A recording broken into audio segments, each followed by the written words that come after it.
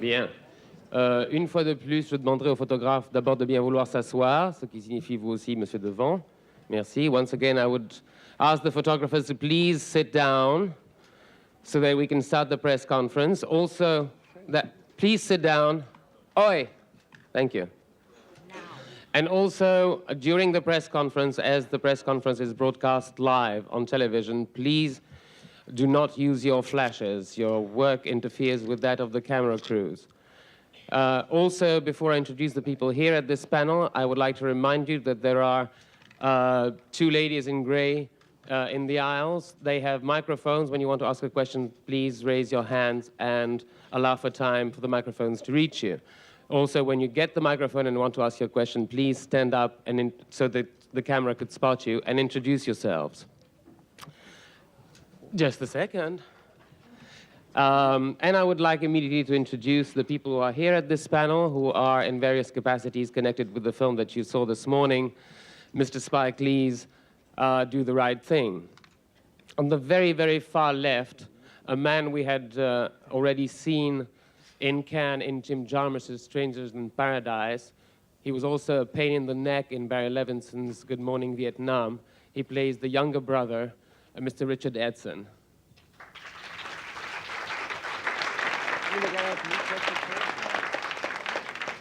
Sitting next to him, a lady we had also seen in She's Gotta Have It. She plays Mookie's sister in the film you saw this morning. She's also Mr. Spike Lee's real-life sister, Miss Joie Lee.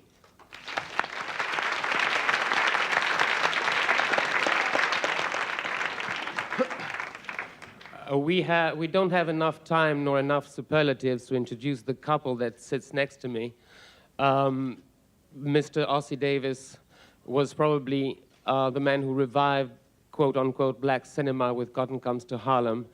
Miss Ruby Dee was one of the luminaries of A Raisin in the Sun, sorry. Miss Ruby Dee and Mr. Ossie Davis.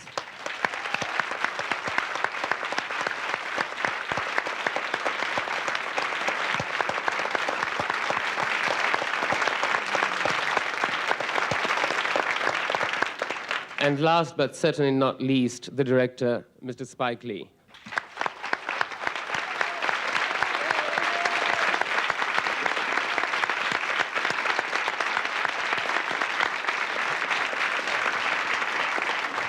And there was a question over there, the lady in polka dot. Just a second, get the mic. Anne-Marie Baron, Radio Communauté Cinéma 89. Il me semble évident que les mots clés qui résument votre film sont love and hate, amour et haine, et je vous suis très reconnaissante d'avoir montré la complexité du mélange d'amour et de haine dans ce quartier de Brooklyn, qui est un abrégé symbolique du melting pot américain. Mais j'aimerais vous poser une question sur le personnage de Sal, parce que c'est sûr que c'est un homme de bonne volonté, mais il me semble quand même qu'il est assez complexe. Est-ce que vous ne l'accusez pas d'un certain paternalisme?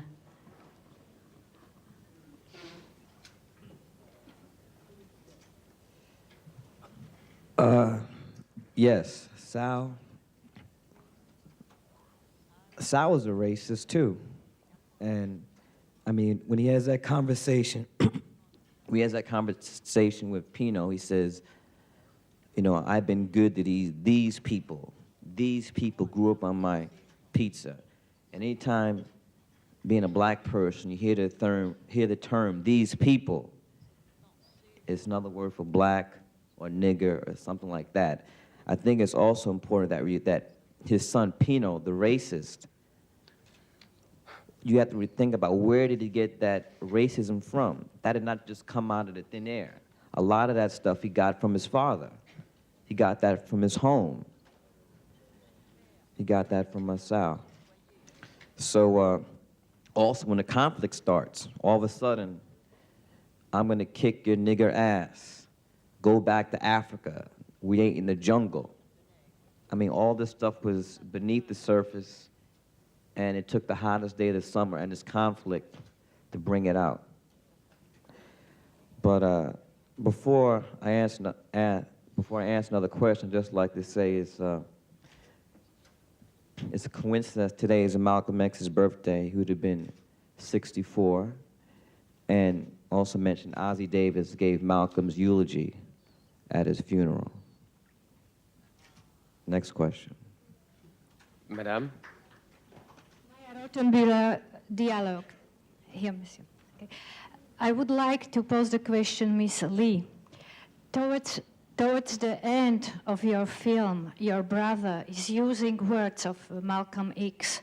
I don't remember the whole quotation, but it's in the sense that violence in self-defense, it's not considering to be a violence.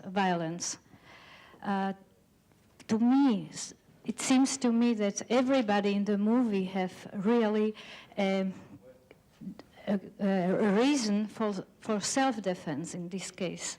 That means to the violence. If it's not a vicious circle, which is kind of surrounding us in the movie, if it's your feeling as well, that it's kind of vicious circle, this violence, self-defense, and the words of Malcolm X. I'm not sure what the question is, but I haven't seen the film, so I can't comment. You haven't seen the film? No. And you are not aware. You are not aware of the words towards the end of the film. Could you give us? The actors, they haven't seen the movie yet. The ones that are here will see it tonight, and the ones in the States will see it June 20th. But they weren't allowed to see the movie yet. I have the feeling that the question was, you're using the Malcolm X quote at the end of the film, and what Malcolm X says, doesn't that create some sort of a vicious circle? Self-defense plays on both sides of the fence. No, I don't think it's a vicious circle. I think that if you don't use self-defense, you'll be annihilated. And we wanted to end the movie with two quotes from Malcolm and Martin. Those quotes weren't scripted.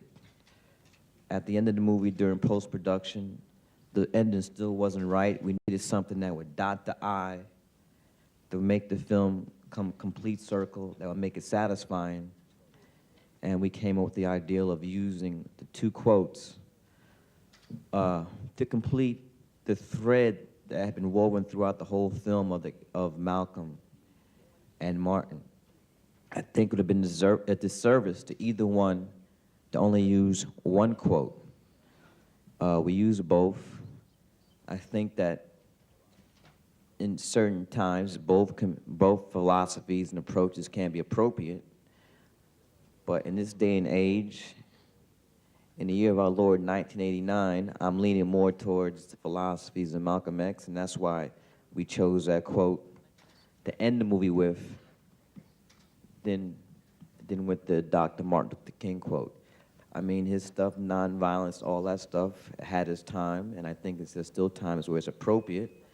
But when you're being beat upside the head with a brick, I don't think that young black America is just going to turn the cheek and say, "Thank you, Jesus, for hitting me upside the head with this brick." Mr. Davis, do you have the feeling that the fight that you had to wage in 1962 with Cotton Comes to Harlem is the same as that Mr. Lee has to fight today, or has it changed radically? No, the fight that I had to wage in 1969 with Cotton Comes to Harlem was basically a fight to get into the game as the game is played, not to challenge the basic assumptions of Hollywood at all, but merely to prove that one of us could do exactly what was being done in Hollywood and appeal to our own audience. There is a difference today. I think what Spike Lee represents is a further development of the struggle. Spike is himself independently capable of producing top-flight films, whether Hollywood says yes or no, and that is his value. I tried to get inside. Spike's strategy would be to stand outside and do work that is so brilliant or work that is so important that Hollywood would have to reach out and deal with him. It would have to deal with Spike Lee on Spike Lee's own terms. It dealt with me on Hollywood's terms, and that's the difference. Thank you. Monsieur? François Cohen-dit Le Progrès. Oui, j'ai une question pour Spike.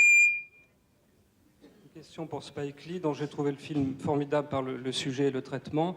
Il m'a semblé également très impartial. Je voudrais savoir comment il a été perçu par les communautés impliquées, dans la mesure où il a été montré à un certain nombre de personnes. Les différentes communautés impliquées dans le film n'est pas sorti aux États-Unis encore. Il n'y a pas eu de projection pour... C'est possible.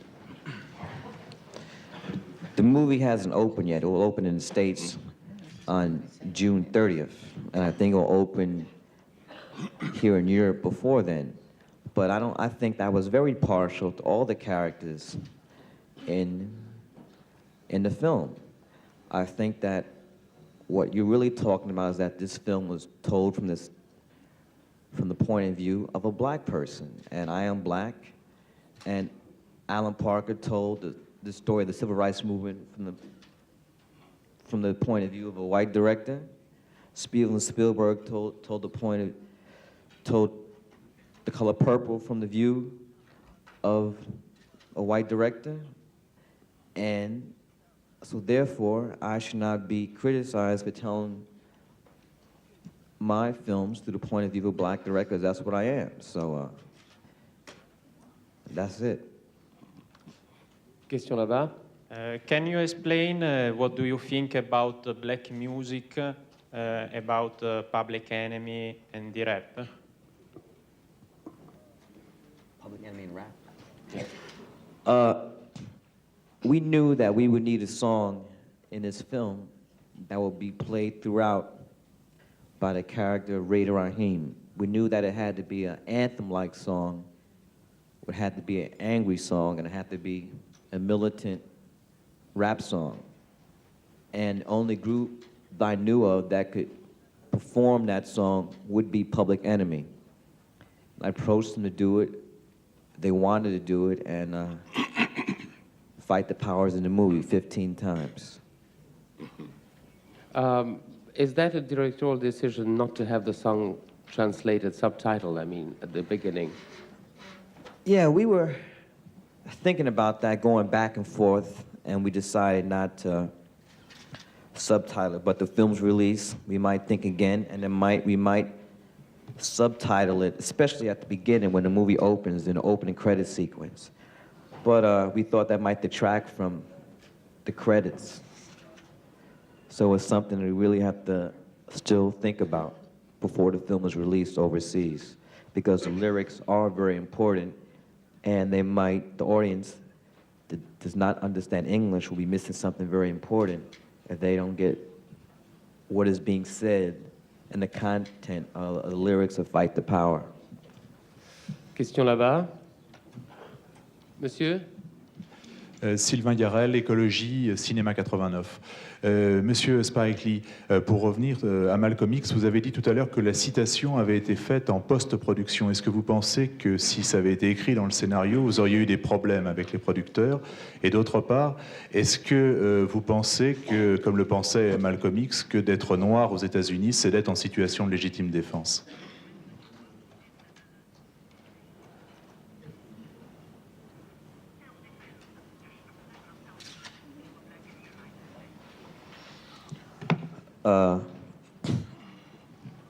I really don't know what Universal would have said if we would have had those two quotes at the end of the movie. I think they still would have made the film. And as far as the other question, I think that I would have to agree with your statement. I don't know if Malcolm X, if he ever said that, but I think that we are oppressed people, and you have to, defend yourself. Question? Yes, Bruce Kirkland from the Toronto Sun. A question for Mr. Lee. I'm curious from a moral point of view, within the context of the film, which of the characters you most strongly believe actually did the right thing? I think a lot of the characters do. I think the mayor did the right thing by trying to save Sal's neck and his sons, trying to save the pizzeria from being burnt down. I know the cops did the wrong thing, that's for sure.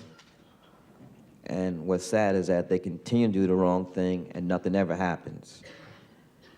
For me, that's what the movie's about. You know, about human life and how in America, black life has become devalued, where it's not, you don't have the same premium, if you might say. If a black person is killed, it really doesn't matter.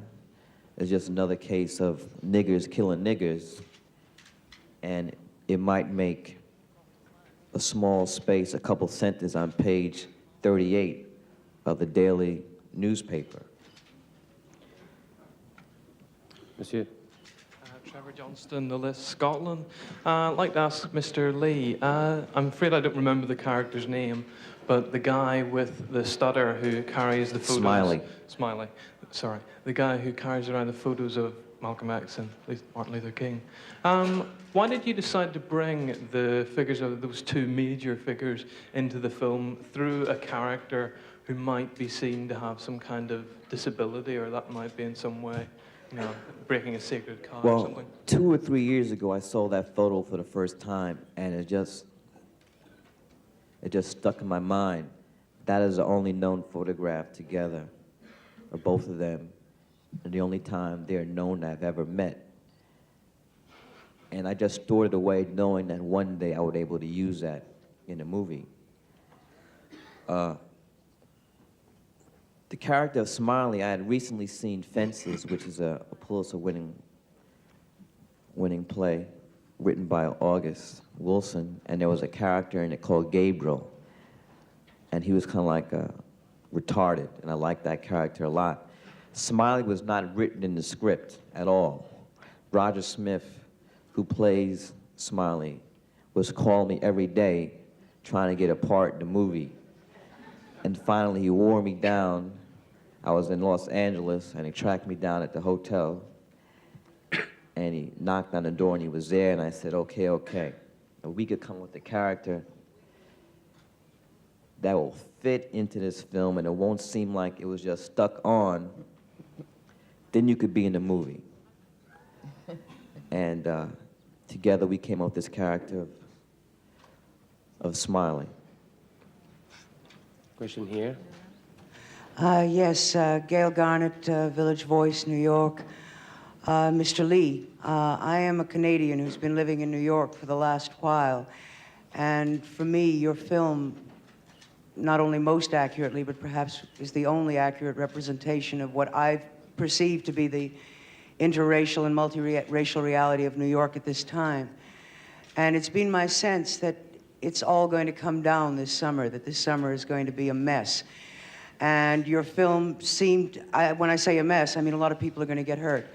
Your film seemed to be anticipating that and speaking to that. I'd like to know your impression of what this summer in New York is going to be, and if I'm accurate in what I thought I saw.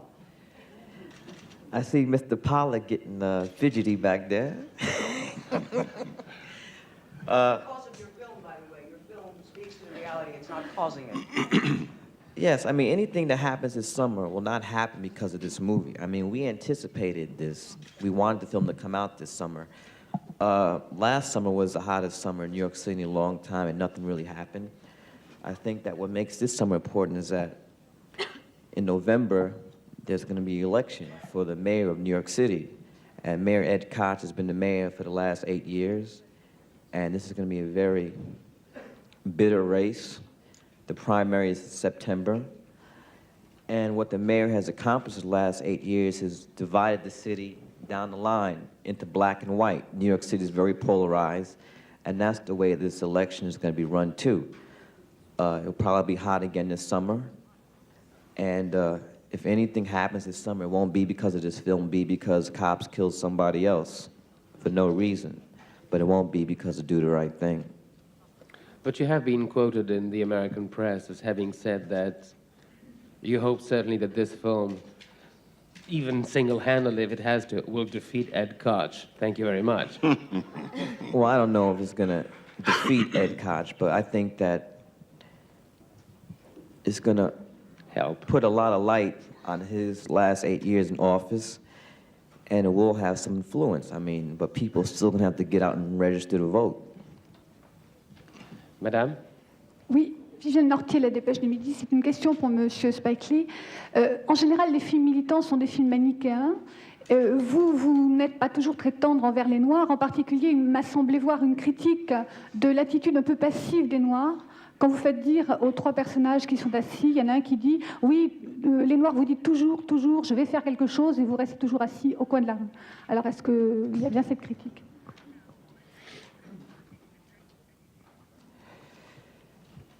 I would agree with that. That's why I don't think that anybody can accuse me of this film being racist, because I'm harder on black people than anybody else in this film. And I would agree. I think that we shouldn't be dumping on Koreans just because they own every fruit and vegetable stand in New York City within the space of 2 years. For too long, we've used the alibi white man this, white man that as an excuse. And sooner or later, if we are to do anything as a people, we have to do it for ourselves and not rely on anybody else. Monsieur? Jan Omdal from Norway. I don't see too many black film workers around this festival, so I wonder if you could give some comments on the general situation for black film workers, and also if you have any idea why the black influence is so much bigger in the music industry than in the movie industry. Well, the reason for that last question is that it doesn't cost a lot to make a record, but it costs millions and millions of dollars to do movies. I'm not the only black filmmaker out there. You have Robert Townsend, Keenan Wayans, Eddie Murphy is directing a movie now. In this festival, we have Charles Lane's very fine film, Sidewalk Story. So there are a lot of us working, but I think because of these people I've mentioned, that 5-10 years from now, you're going to see a whole wave of young black talented filmmakers making films, and they were inspired by the films they're seeing now. So the big rush is going to be 5 and 10 years down the line. Question here. Madame? Je voudrais savoir pourquoi vous n'avez pas fini votre film sur la phrase de Martin Luther King plutôt que sur celle de Malcolm X. Je pense que votre film aurait gagné, ça aurait vraiment élevé le débat. Vous trouvez que la phrase de Malcolm X le rabaisse? Pardon? Vous trouvez que la phrase de Malcolm X rabaisse le débat? Je pense que celle de Martin Luther King est plus belle, oui. Well, that's your opinion, you know? I think that you have to look at them together. I mean, we didn't end it with only Malcolm. The whole film, Malcolm X and Martin Luther King are intertwined. And so you must look at the ending as a pair. Here's one position, here's another position. Question here. Yeah, this is a question for everyone on the panel. In many ways, this film takes a very despairing view of even the possibility of an amicable relationship between the races. And I was wondering if working on a film with that subtext affected the working conditions and the relationships among an interracial cast. Everybody got along great on this film. And I think there's hope at the end. I think there's a shaky truce between Mookie and Sal at the end of the movie. You know, it's very symbolic with Mookie representing black America and Sal representing white America. But on the other hand, I think it would have been a lie and very dishonest to have a kind of like Steven Spielberg ending where we all holding hands and singing We Are the World. that is not truthful at this time. But on the other hand, I must interject this in response to what you've just said. The making of the film itself was a beautiful example of people's working together from one of the best-run ships that I've experienced. Hollywood is very racist, as is Broadway. Technicians are barred from the union. It's an extremely exclusive setup, this business of making films in the States for the most part, in terms of the technical unions. And this film, Do the Right Thing, was a marvelous example of the way one envisions it should be. There were all races, women, handicapped. I mean, it was an amalgam of people, all kinds of people, and it was the most beautifully run ship that I've ever been on. May I add something? The peace and harmony that prevailed on the set was, to me, unique, and I've been in the business for a long time. But it's also eloquent of the possibilities of race relations in New York City. If we could establish peace in the streets of Brooklyn in the making of the film, then it indicates that we can establish peace in a broader sense. The possibilities of violence in New York this summer, of course, are always there, but a lot will depend upon the nature of the election campaign. If we, in the black community, for example, have as a candidate a man who inspires, who reassures, who gives us hope and enables us to understand that if we quell our violence, there's a larger objective we can achieve through him, that will affect greatly what happens in all the communities. So we can't say in advance what is going to happen, but I suspect that in New York this summer, though there will be turmoil and a lot of upsetment, I do not expect the city to go up in flames at all. Mr. Edson? I feel we were working together from the beginning of the project to the end of the project. And I didn't experience any problems at all. And I looked forward to going to work every day. And it was a pleasure to work on this movie. How is the shooting perceived within the community itself? All of you, yeah. Go ahead. Which community? What? Bed-Stuy. Brooklyn? Bed-Stuy? Oh, Bed-Stuy.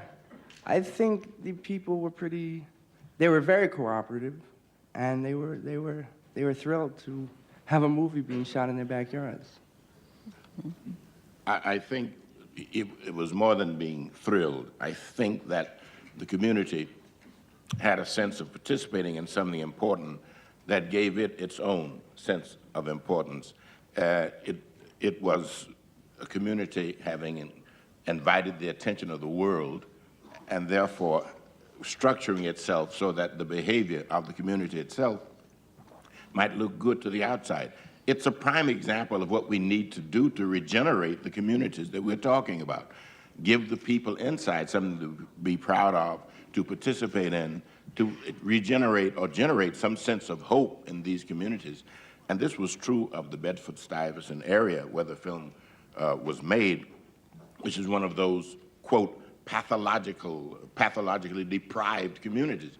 They were not pathologically deprived while we were there. They were proud. They stopped us. They wanted to be involved. They wanted to meet Spike. It was a marvelous thing to have happened. I mean, to save New York, all we really need is for a film company to go to every block and begin to make films.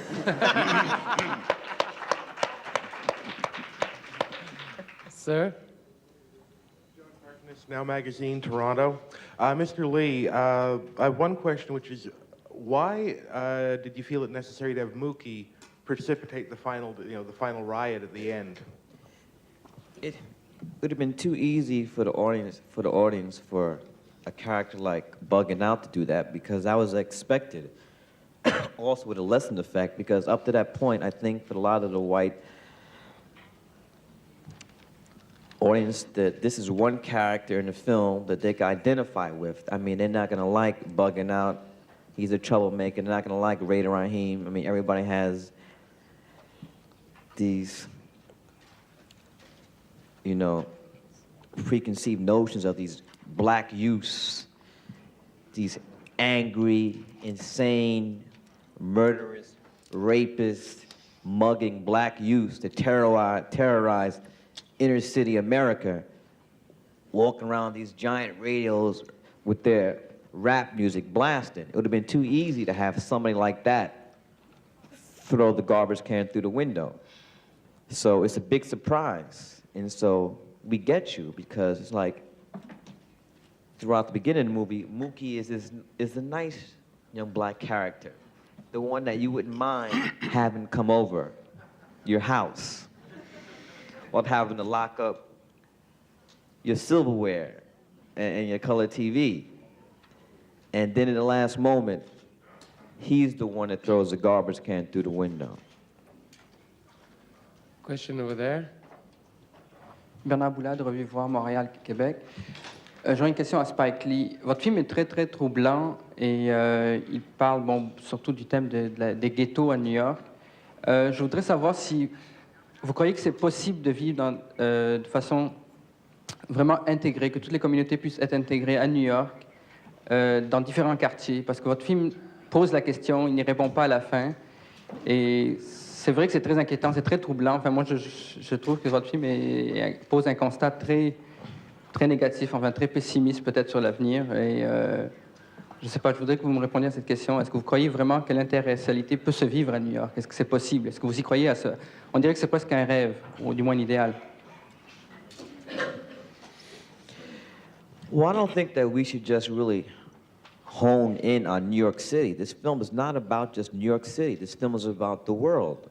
Racism is not, I mean, I think it'd be a mistake if we sit here in the south of France and look at this film, and then, as most of you being European journalists, saying that racism is something that just pertains to America, and there's no racism here in France, that Algerians and Africans are treated like everybody else, which we know is not the truth, that Indians and Pakistanis and West Indians in England are treated like everybody else, which we know is not the truth.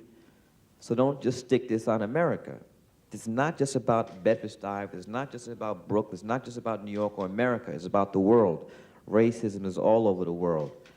I don't think it's a very pessimistic film. I think that at the end, there is hope. I mean, I believe that. Another thing is that you cannot come to any one of my, I wouldn't go to any movie expecting to have an answer for AIDS, for cancer, for racism. What makes you think that filmmakers are gods or Jesus Christ? What makes you think that I'm a savior and I'm going to have an answer for racism, something that's been plaguing us since man has been around? I don't have the answer. I think the problem, I mean, what we wanted to do, my agenda, what I feel what I have to do as a filmmaker is present problems so that the discussion can start, because you have people in America who still say that racism ended when Lyndon B. Johnson signed these civil rights acts and black people allowed to vote, and because Michael Jackson is #1 rock star along with Prince, and Eddie Murphy is the biggest box office draw in the world, and Bill Cosby is the #1 TV star along with Oprah Winfrey, and Mike Tyson is the world heavyweight champion, and Michael Jordan is the greatest basketball player in the world. The black people have arrived and everything is all right. But it's not. The black underclass in America now is larger than it's ever been. So you can't be lulled to sleep just because Eddie Murphy is huge and Arsenio Hall has a great show. That we're living in a world where everything is right and is righteous and humane. Monsieur? Monsieur Spike Lee, je crois aussi que votre film chante l'espoir, mais est-ce que vous n'avez pas l'impression d'avoir complètement gommé un problème qui est celui de la drogue? That's a good question, and I was hoping somebody would say that. This film is not about drugs. This film takes place within a 24-hour day period on the hottest day of the summer in New York City. The film is about people and racism. Now, I think that's a great point what Ossie Davis talked about Bedford-Stuyvesant being one of these quote-unquote pathological neighborhoods of deranged black people. Because when you say Bedford-Stuyvesant, when you say Harlem, Chicago, South Side, Watts, automatically white America thinks of rapists, murders, drug addicts, killers, all that stuff. Drugs is in every level of society today in America. How many of you journalists would go saw Working Girls or Rain Man and question where are the drugs? Nobody. But the minute that we have a black film that takes place in the ghetto, people want to know where the drugs are. Because automatically, they think that when you have a film about black people, you're going to have drugs, you're going to have rapists, you have people being killed, violence, because that's the way you think of black people. I mean, let's be honest. Those are the images that you've been led to believe that we are as a people. Madame?